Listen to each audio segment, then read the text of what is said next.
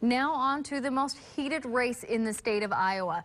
We spoke with U.S. Representative Bruce Braley, a Democrat running for retiring Senator Tom Harkin's seat.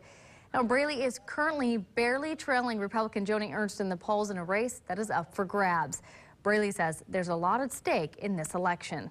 It's not what's at stake for me that's important. It's what's at stake for Iowans. Representative Bruce Braley is forthright about his concerns for Iowa. I'm worried because if we don't raise the minimum wage, 130,000 Iowans won't get a much-deserved pay raise.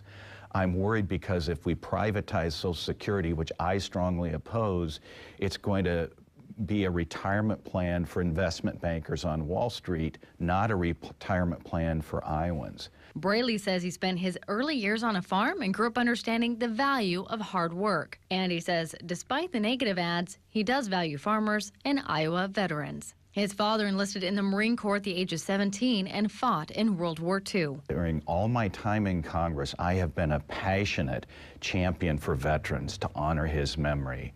I'm proud of my record on veterans issues, and I think my dad would be too. Braley says he has fought hard for members of the Iowa National Guard who returned home from war and were initially denied GI Bill benefits and hardship pay. He says he's not afraid to take on the Pentagon on big issues like he's done in the past. However, he has a different approach to handling issues like the ones with the Department of Education. Braley says rather than scrap the entire department, he would like to see the programs be fully funded so they can work better. He says he's also working to ensure more Iowans can afford to go to college. I have worked to expand access to Pell Grants.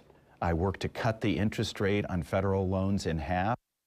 Braley had much more to say about how to stabilize Social Security to make it viable for future generations, the Department of Education, No Child Left Behind, college affordability, and Iowa farmers. To see his full interview, go to the Know Your Candidates tab on SiouxlandNews.com.